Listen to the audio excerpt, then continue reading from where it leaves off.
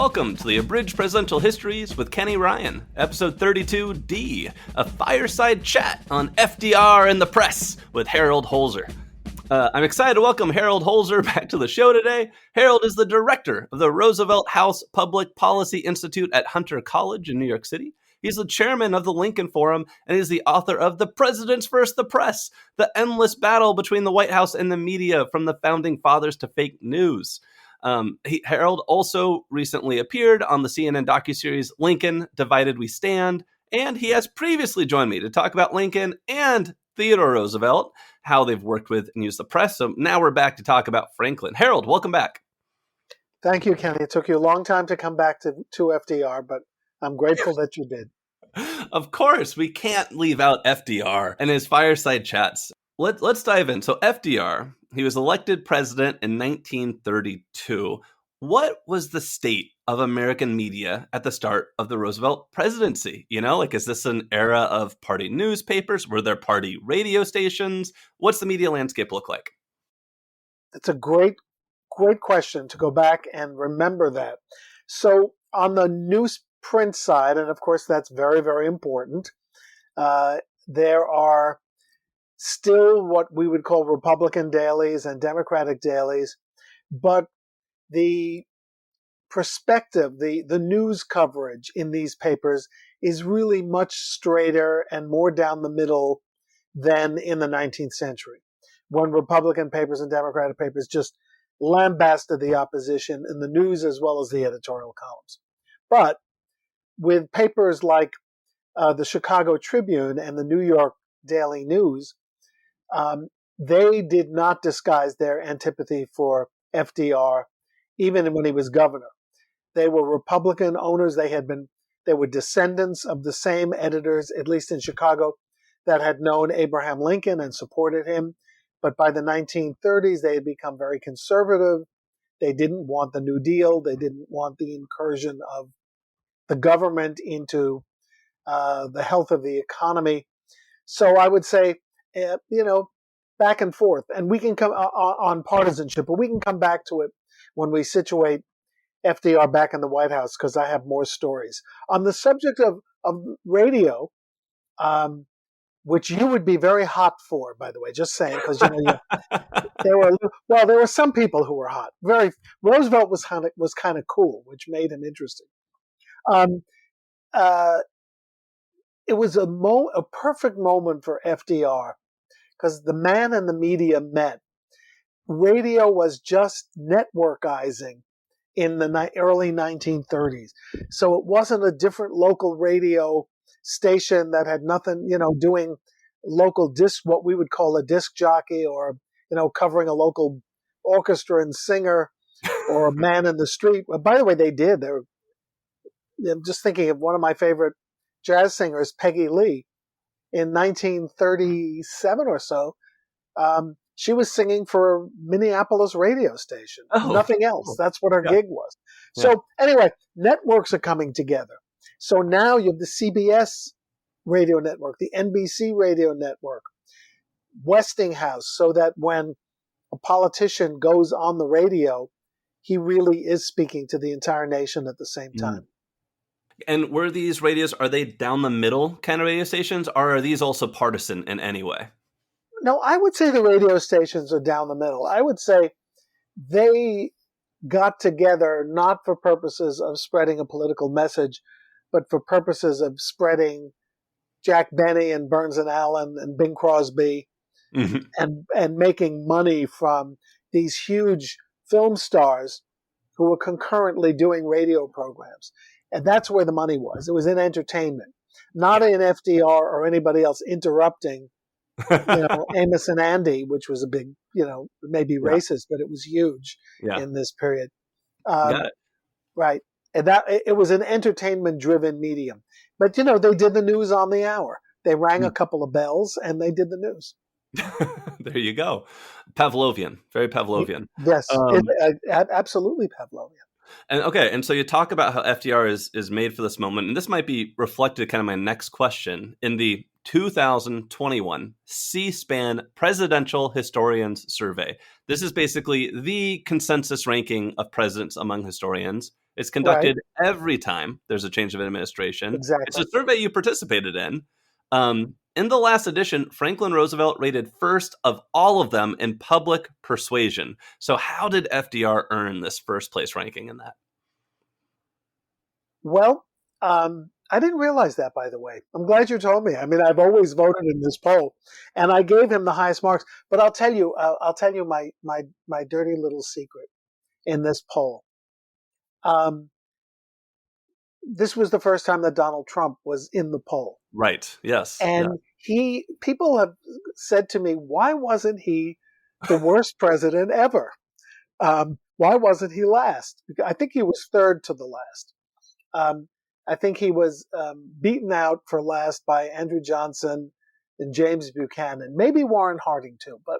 And I said, well, maybe it's my fault because one of the things you have to rank is public persuasion, and maybe Mhm. even a specific on media. But you know, I will always try to be honest as an historian and as an observer.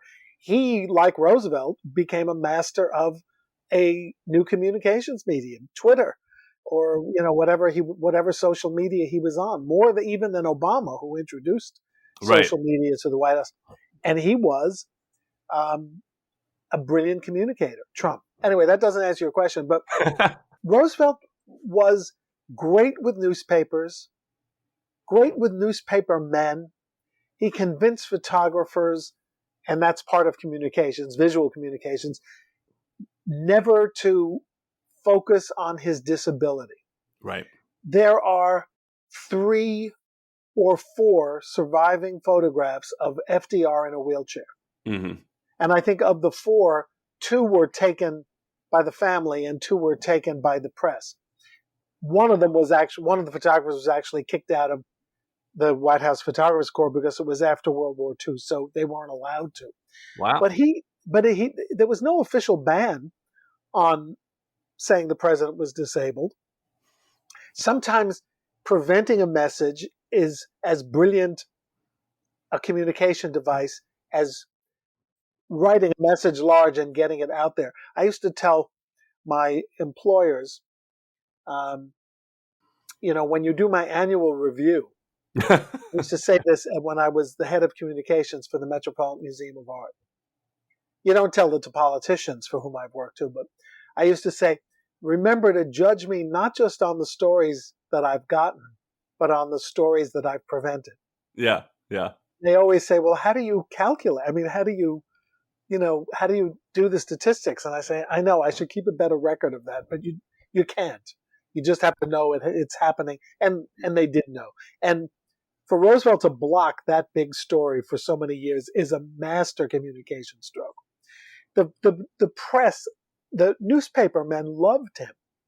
The guys who crowded into his press conferences adored him, even the ones who didn't like him politically. He would kibitz with them when they came in. He would tease them. He would say, "We'll get off early today so you can play golf," um, and he gave them tons of access without really saying anything most of the time. And then he gets, as you say, as you open the program with, he gets tremendously high scores for his radio prowess. And then one more thing, which I hope we have a chance to get into, and I think it's the least known of Roosevelt's communications successes. We know him as a radio star and a Yeah. brilliant communicator on the radio with a great voice. Right. And I was teasing before. Actually, he does sound a little hot on radio by today's standards. Yeah. But he also was a master of the newsreel. Mm. And newsreels were really important because the average American, even during the Depression, went to the movies once a week. Wow. And every week they would see the President of the United States, and there was no other way to see him unless you were in a crowd. They would see him at an event or giving a speech or cutting a ribbon, or later years christening a battleship. But I like to tell this story because it's about the place where I work now, Roosevelt House, which I think I've shared with you, is Franklin Roosevelt's and Eleanor Roosevelt's house in New York City. It's where where the campaign for president was run. It's where the transition took place. It's where Social Security was conceived and born. Was this the house where there's a door to Sarah's house? His mother's like right next door? Yes, but she opened the walls, so those doors were just for show. Okay. No more door. Okay, cool. So FDR gave his first fireside chat the day after the 1932 election. Yeah. By the way, it doesn't count in the list because he wasn't president. So Got it's what I call the first fireside chat. Got And he was wheeled down the hall from his office into a room that we now use as a classroom. And he gave like a 1-minute speech. He was ticked off because Hoover hadn't conceded. The guy only won 7 states or 8 states, and he didn't concede. Lost by 10 million votes. But anyway, so Roosevelt gave a 1-minute speech saying that, these are tough times, but don't worry, I'll be there for you. That kind of reassuring speech. And then he did a second version. Why? Because Fox Movie Tone News had its camera there, and they moved in. They covered the mirror in this room with a sheet, so there'd be no bounce. Right. And he did it again. And any of your viewers and I know all of your viewers are interested in presidential communication, just go on FDR Victory Speech YouTube, and you can see both versions, hear both versions, and see one. Oh, how it's wild. Amazing. Yeah. So that's why he gets the highest points for all 4 avenues of communication, including blocking communication. So, as you said, when people think of FDR and communication, that radio is what they think of. It's the first thing that comes to their mind. So I'd love to dive deeper into that one and really help fulfill this canvas, paint this full picture. Well, first off, where did the idea of these fireside chats, these radio addresses, where did the idea even come from? How did these originate? Well, the first one, the one I just described, was pretty spontaneous. And remember, presidents-elect did not usually do much communicating, but he felt the prerogative was his because he had not been properly acknowledged by the president of the United States, who he was afraid would not do a peaceful transition, or at least not a real transition. Does that sound familiar? Anyway, it's very hard in the Roosevelt annals to find credit being taken for anything because Roosevelt took credit for almost everything.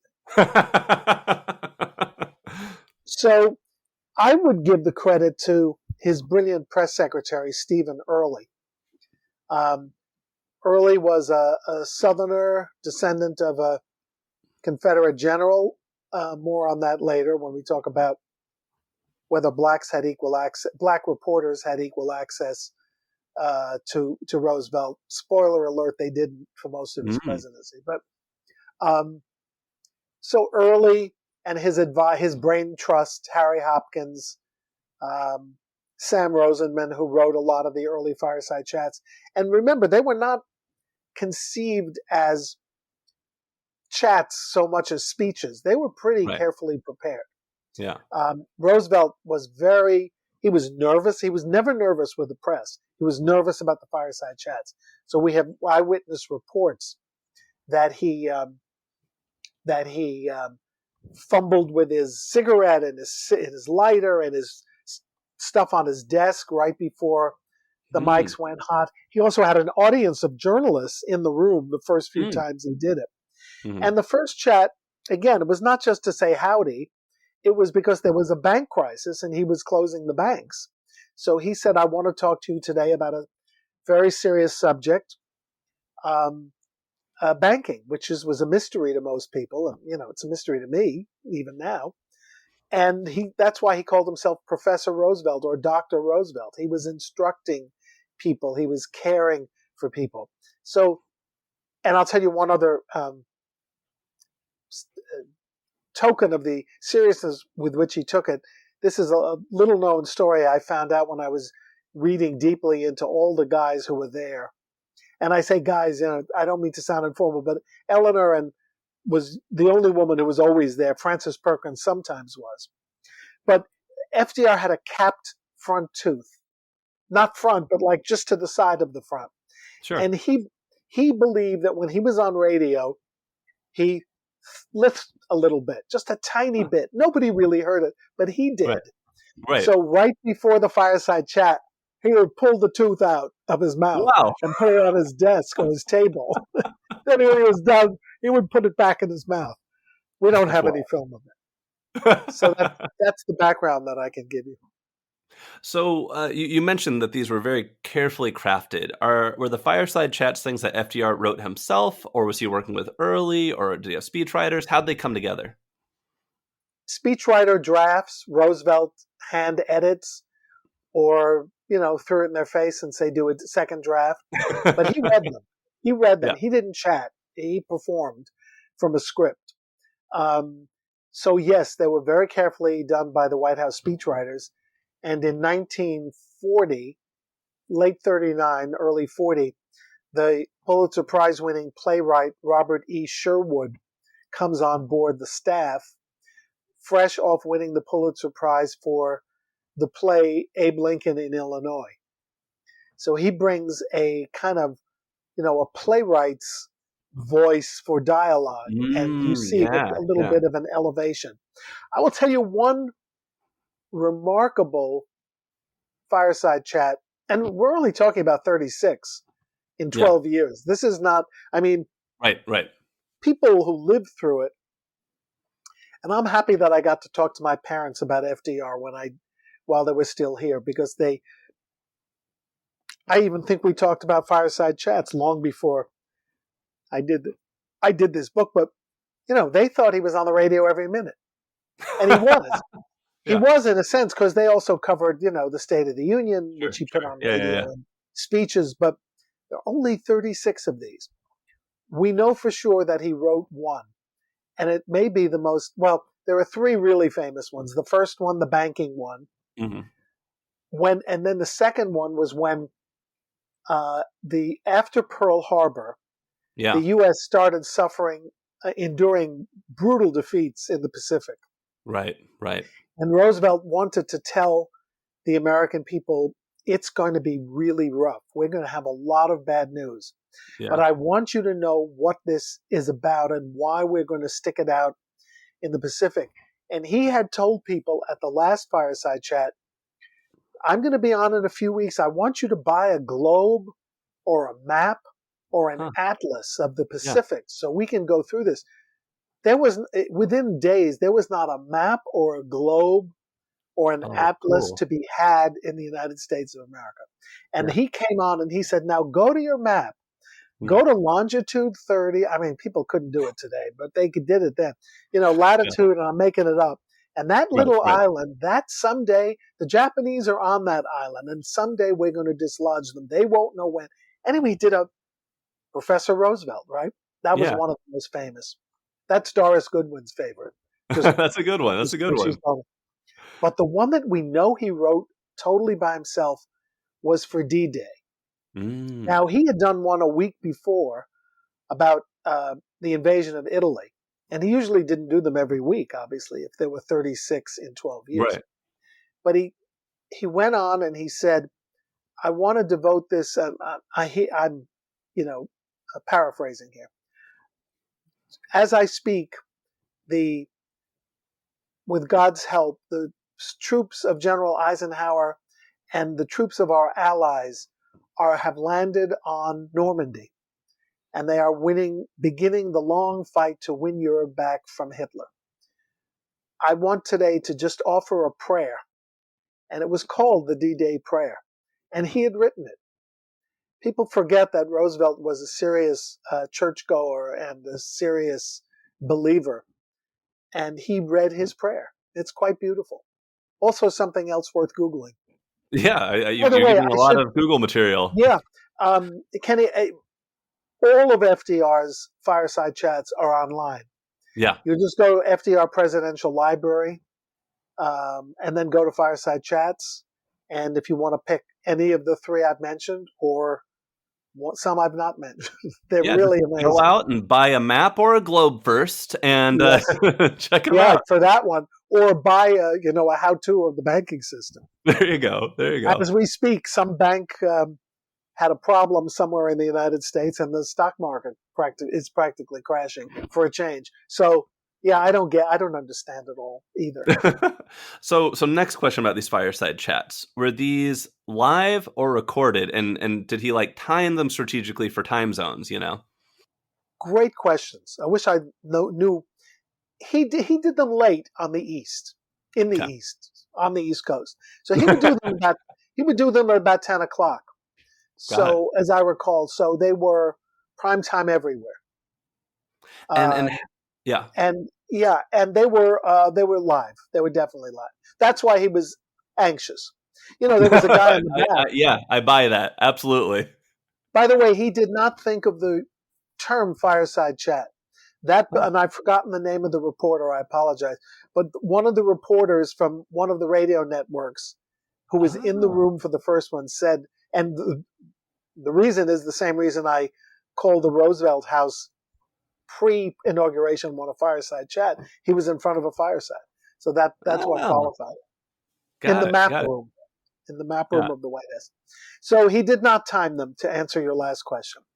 Cool. Did not He record was them. Yeah. he was the boss. He Yeah. as long as it took, he was on. Cool. And if you buy, And, there is a paperback of the texts, um, and cool. yeah, and you can see they're different lengths. Although they do not read as well as they sound. I mean, they read fine, but Yeah. these professional speechwriters, and I did this work for different people in my day. You Yeah. learn to write to their voice and tempo. Right. Right. It doesn't always read perfectly, but it sounds great if their Right. voice is up to the task. How his voice endured all of that smoking, I don't know, but Well, it endured until his fourth term, I guess you might say. I would say the voice in um, if you read the tech, and I hope we talk about his press conferences at some point.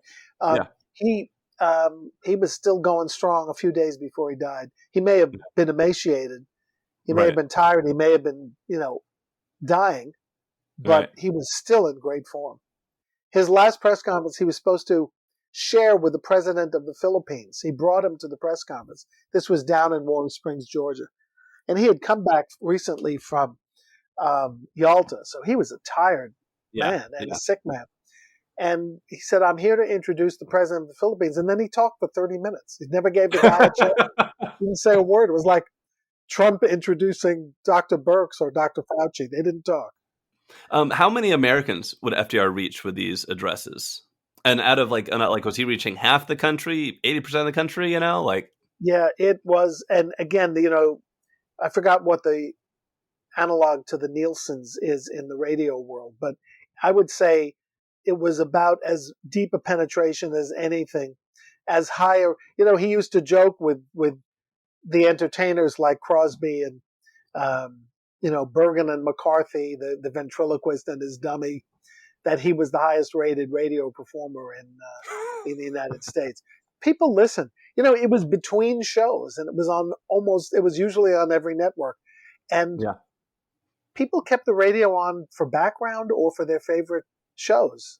That was going to be my next question. Is we always picture this, like in your history textbook when you're a kid, it shows like the family sitting around the radio. Was like that how people consumed it, or is this also like it's on the radio at the bar, it's playing in the grocery store? If your car has a radio, I don't know if cars had radios yet. Is it playing like Yeah, I'll how tell you. I universal? have a story. Yeah, Yeah.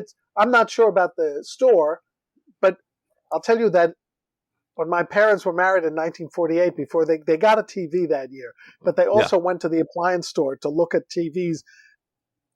There would be like 50 of them in the window, so people would be Right. crowded Right. outside looking at Milton Berle and his antics. I would say all of the above.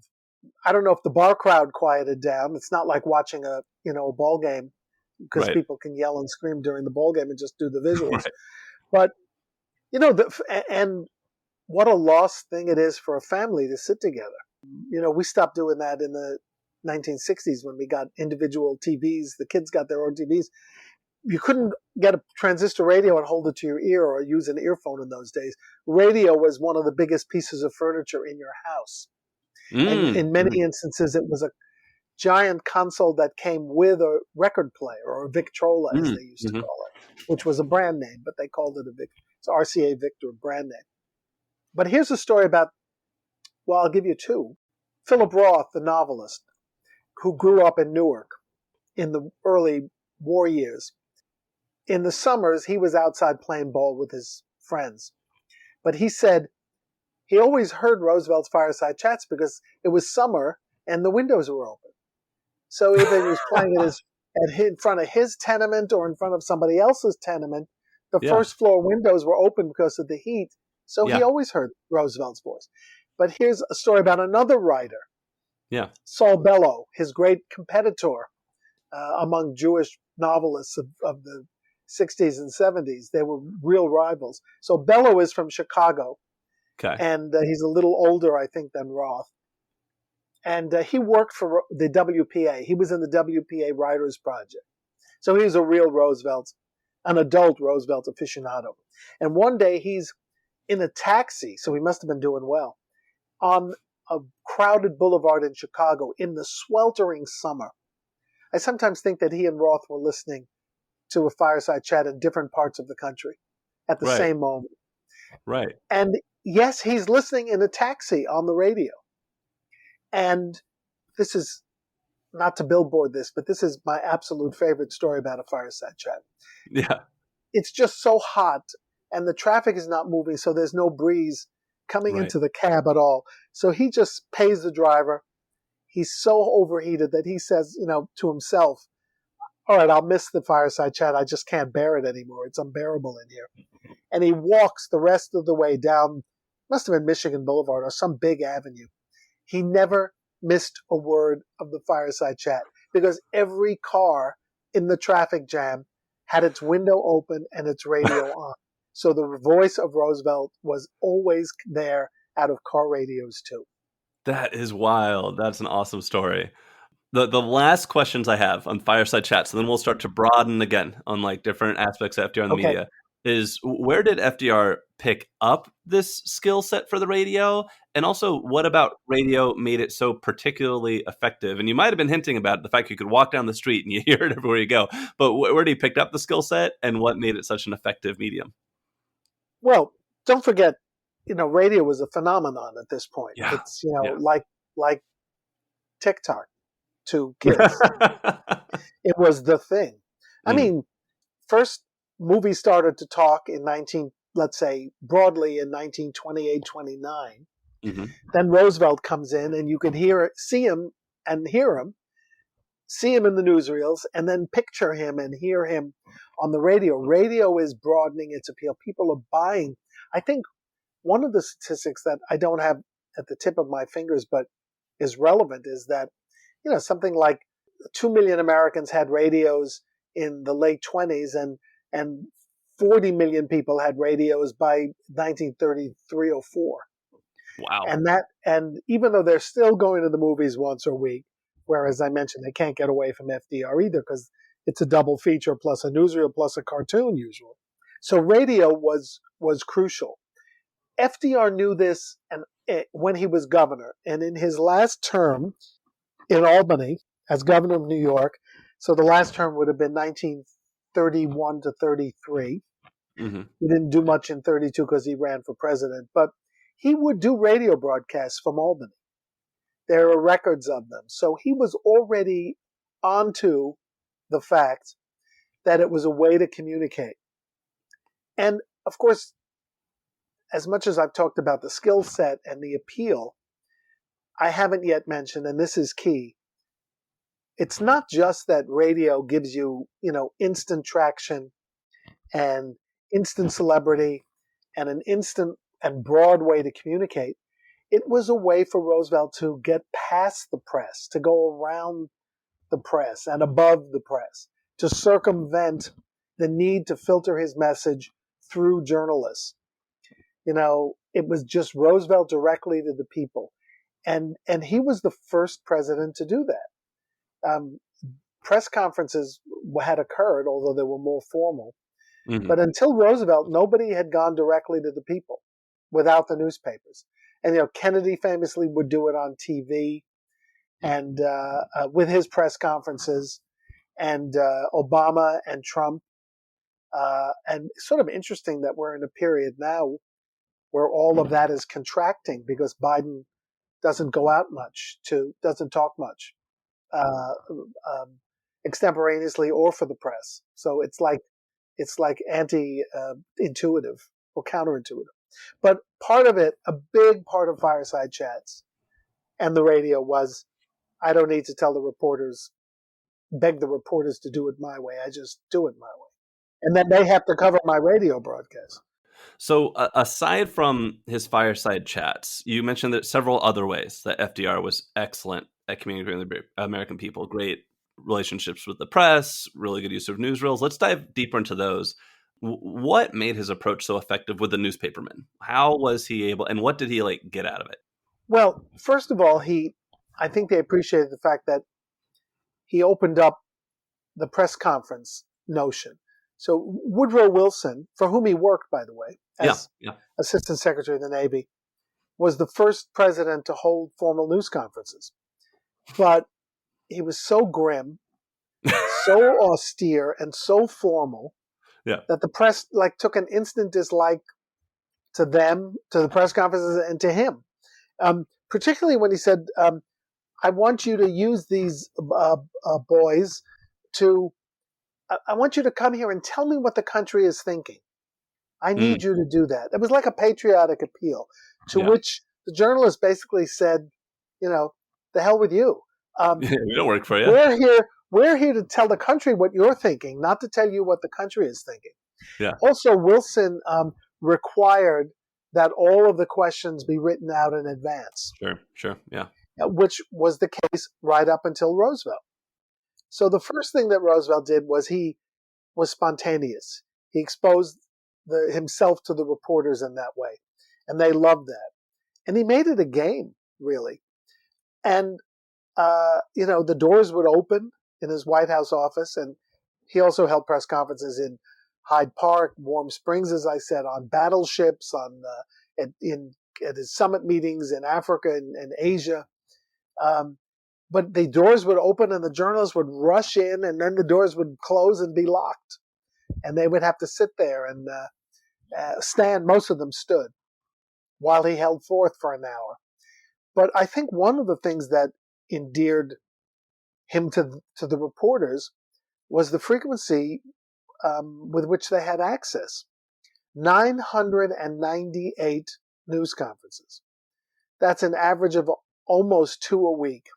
And when he was in town, Tuesday afternoon, Friday morning, every Tuesday afternoon, every Friday morning. That's a lot of PR work for a president.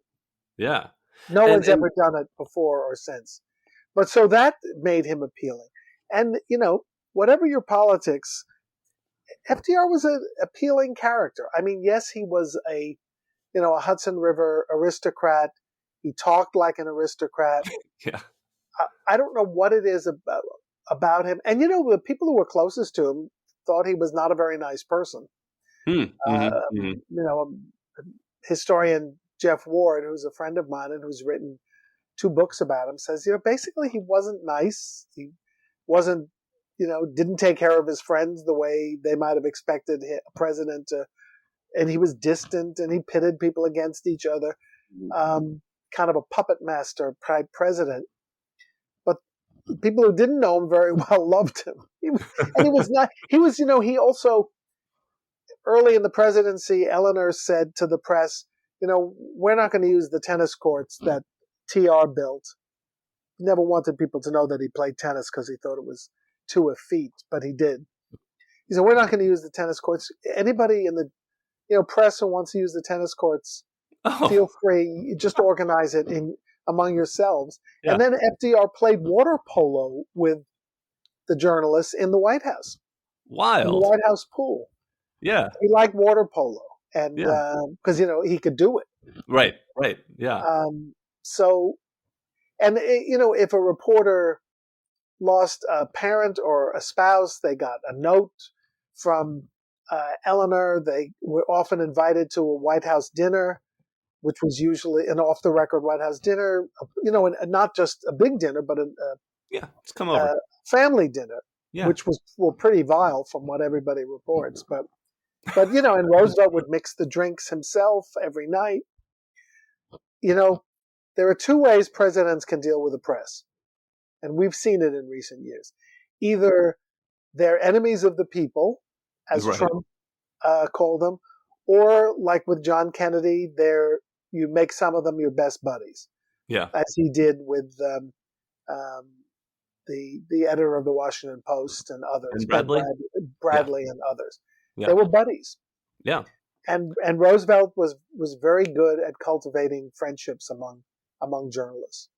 Now, I want to ask you further on something you dropped a hint about earlier, and that was Roosevelt's relationship with the African-American press. Can you share a little more about what you'd hinted at earlier there? Yeah, sure. Well, the White House press corps was as white as the White House. There were no black members of the press corps, not for want of trying. And when Roosevelt became president, the black press did ask. Once they realized that there were 45 people in these press conferences, they asked the press secretary, as I mentioned earlier, he's a great nephew of Jubal Early, the Confederate general. He's basically a racist. FDR is surrounded by a lot of racists in his. Eleanor was the bulwark against this, but Stephen Early said no. What was his excuse? Well, he said, we only have room here for radio reporters and the daily press. And in those days, the black press was almost exclusively a weekly press. Sure. The Chicago Defender and the Amsterdam News were weekly papers. So that was his excuse. Finally, in 1944, I think it was 44, this 12 years in to the presidency. Yeah. The weekly black press is early 44. Maybe it was 40. I should know. I apologize. But it was definitely 1940 or later. Okay. They band together and create the first all-black news service, a wire service. So then they go back to Early and they say, voila, here we are. And there's no more excuse. He allows one guy.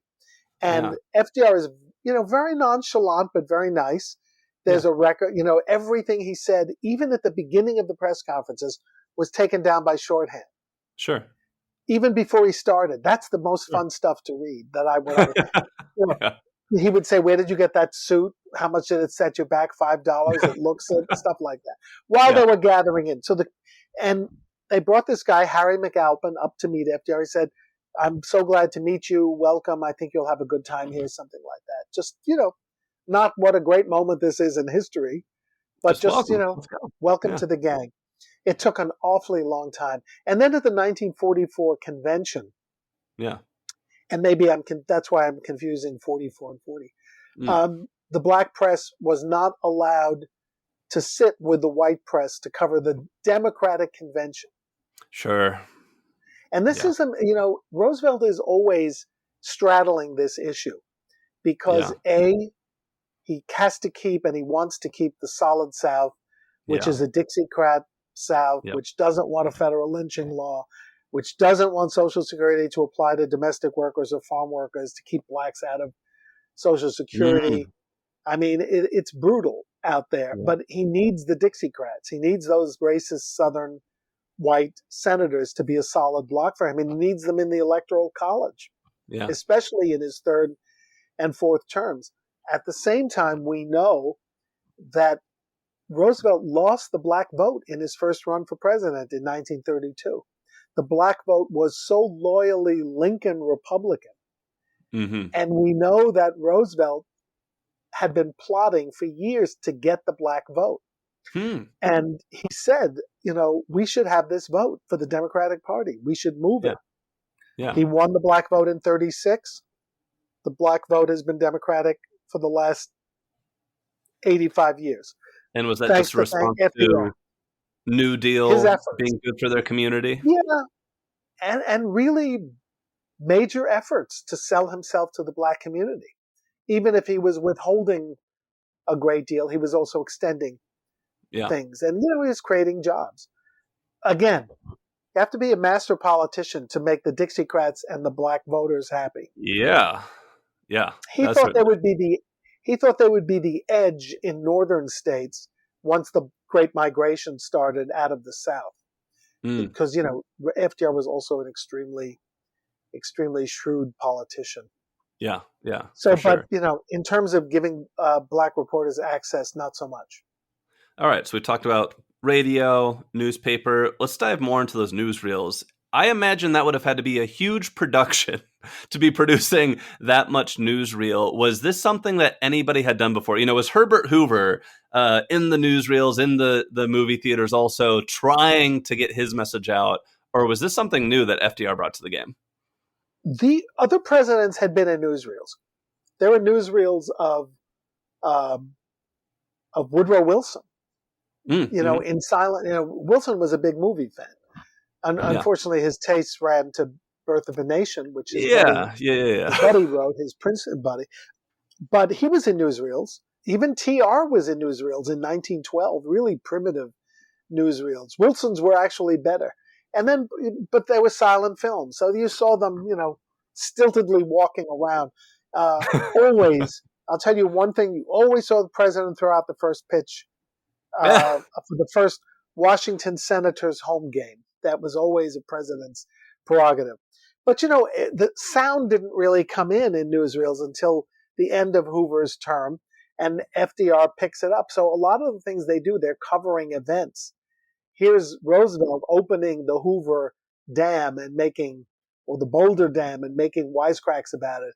Here he is at the Lincoln Memorial on Lincoln's birthday. To me, the remarkable thing about it is not that he fed so much content, and not that he wisely made it a priority, but that the newsreels didn't show him disabled. Right.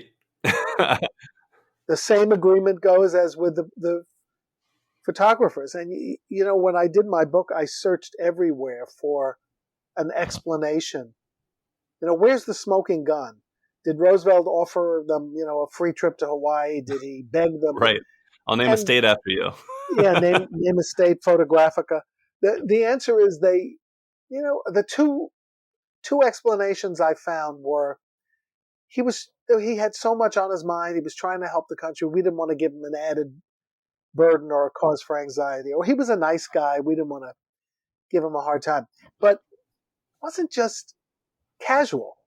When the aforementioned Chicago Tribune hired a new photographer and got him accredited to the White House, the editors said, okay, Colonel McCormick and the boss, he wants a picture of Roosevelt in his wheelchair, Right. or Roosevelt getting being lifted out of a car. Well, every time he tried to get the shot, somebody happened to be next to him, another photographer who would jostle him. Wow. They protected him. The Yeah. people who were already in the Corps. And by the way, you asked what else he did. There were Hyde Park picnics. Once a year, they picnics for the press corps and the families. Huh. All this outreach, killing Yeah. them with kindness. They were Yeah. on his side. And that was an amazing thing. So, yeah, he got newsreels too. Newsreels, press conferences, and fireside chats. It's sort of the trifecta. So presidents, they don't do PR just for the fun of it. He's not having these picnics with the press because he genuinely likes them as people. He's advancing a goal or multiple goals. What are some of the big goals that FDR tried to move the American people on with his PR tactics? And what are some where he was successful? Were there any where, try as he might, he couldn't get him to budge? I would argue back a little bit that Sure. I think he liked them as well as he liked any group. He hated the publishers. Do you know that he never got a majority of endorsements for president? Not in 1936 when he From won newspapers? every state but Maine and Vermont. Not in 40 when he ran for a third term. Not in 44. Even the New York Times abandoned him in 44, in the middle of World War II. Well, I Wow. think they abandoned him in 40, and yes, he didn't get the Times all 4 times. But that's one of the reasons he went after the reporters, to make Yeah. the publishers unhappy. He loved torture. He loved torturing them. I'm sorry, I got off on a tangent. What were No we worries. supposed to So know? what are some of the big goals that FDR was Oh, the trying to goals. influence the country on through the press? I would say the first one is exemplified in his famous inaugural address when he said, "You have nothing to fear but fear itself." He wanted to instill confidence of the people in the president and in the presidency. He wanted people to know that he was on their side and working really hard. Yeah. So I think it was confidence building at first. Also, he wanted public support for, we take for granted the social safety net that was created in his presidency, but they were big ideas. We're going to take a little bit out of your salary and save it for your retirement, whether you like it or not. We know you're going to like it one day, but you may not like it now because you're getting lousy salaries and we're taking a little bit out of it. Yeah. Those were really hard sells. So he wanted to sell the social safety net. He wanted to sell American involvement in World War II. One of his famous, even before Pearl Harbor, one of his most famous fireside chats was on Lend-Lease.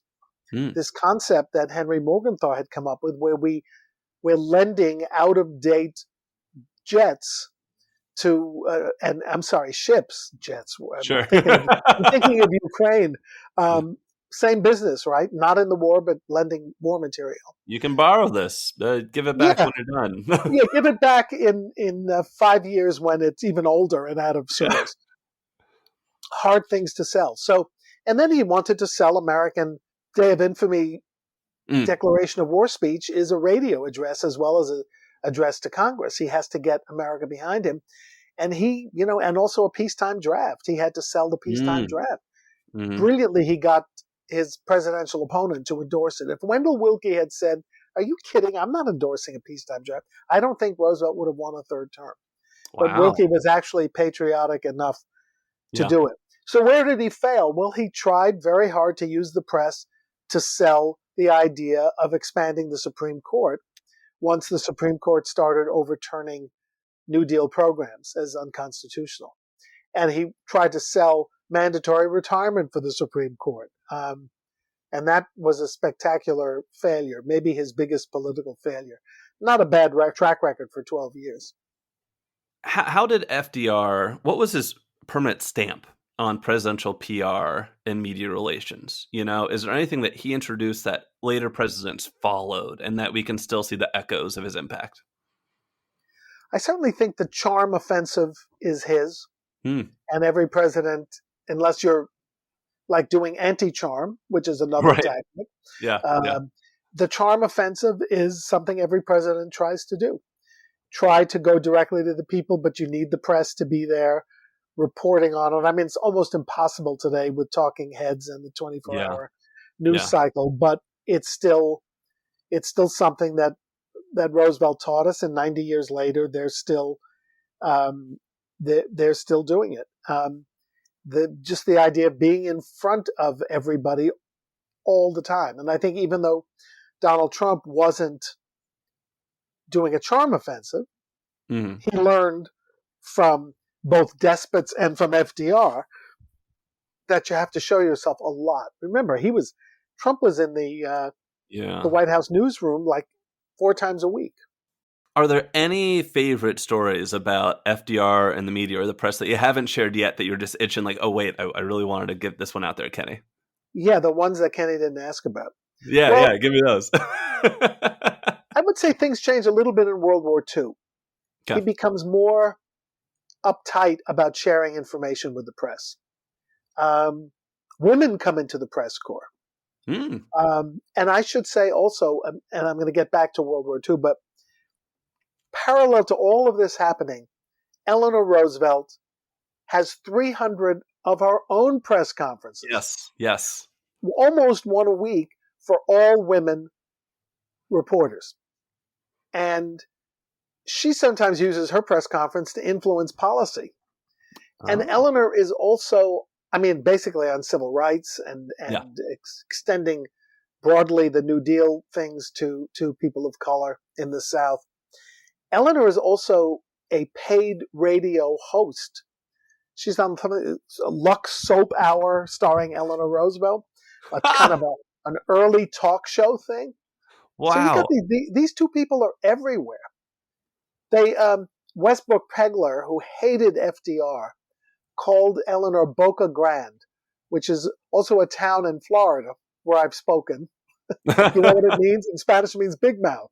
He called her Okay. Boca Okay. Grande. That's the name of the harbor in Florida. Got it.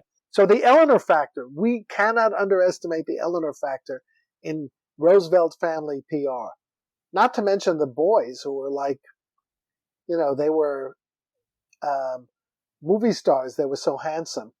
And, one of them is on Roosevelt's arm all the time, Jimmy, and the others are getting married to movie stars and divorcing them and going into They can marry service. more movie stars.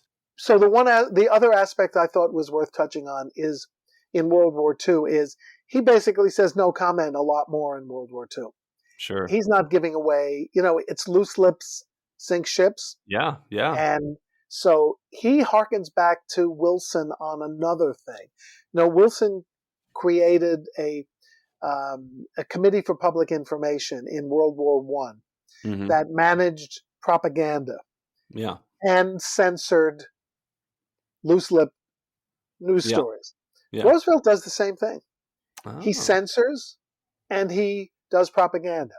He does, and I guess the most famous example is the commissioning of five major movie directors to go to the European and Pacific theaters of operation and make films about American success stories. So you have, John Huston, Frank Capra, John Ford, George Stevens. 4 out of 5 is not bad, right? Yeah. Out there in the field taking brilliant, Leo McCarey, I think, was the 5th one, doing films about U.S. military successes. And, Stevens was the one who filmed Dachau when it was liberated after World War II and, went from making comedies to making heavy films like Shane, about villains. Yeah. And he used, that's like going from newsreels to a higher plane with feature films that won Oscars and things for documentary films.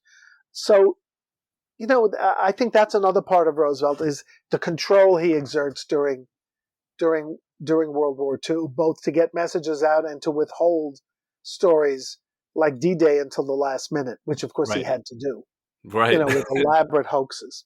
Yeah. Well, last question I got for you. At the top of this interview, we talked about that 2021 Presidential Historian Survey. I think you might have hinted at this. Do you remember who you rated number one for public persuasion? Was it FDR or was it someone else? You don't have to. You don't rate number one. You do 1 to 10 for each person. Oh, interesting. So I would have done 10 for Lincoln because he used a new means available to him, which is sending private letters to people, but giving them to the newspapers to publish as well. Yeah. We call it the public letter. Right. And of course his speeches, which obviously got immense attention. So I gave Roosevelt a 10. I don't know who else I gave. I think I gave Kennedy a 10. That makes sense. I gave Trump, maybe I gave him a 9, but I gave him a high grade for public persuasion. And, people like Nixon, I gave a lower grade to because they were just awful at it. Nixon might have been the originator of the press is the enemy strategy. So, certainly a different tact with that guy.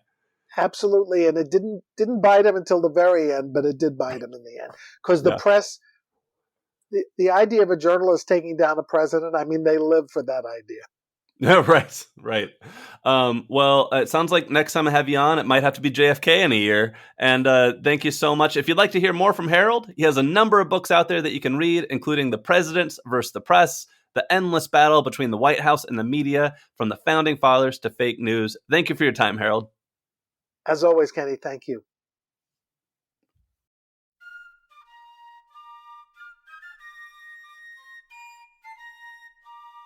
Thank you for listening to today's episode of Abridged Presidential Histories. If you enjoyed it, please subscribe, tell your friends and family about the show, bug them to listen until they have an opinion on Huey Long's Share Our Wealth movement, and then write a 5-star review on Apple Podcasts. You can also follow the show on Twitter at APH Podcast and on Substack, Abridged Presidential Newsletter. If you would like to support the show, you can look it up on Patreon or go directly to www.patreon.com/abridgedpresidentialhistories. This helps me buy books and pay to host the show, and thank you so much to everyone who's contributed so far. The music in today's podcast is a public domain recording of the United States Army Old Guard Fife and Drum Corps. In our next episode, I will host historians Christopher Nichols and Liz Borgwart about FDR and American grand strategy. What was the world FDR wanted to build, and how did he hope to get there? That's next time on Abridged Presidential Histories.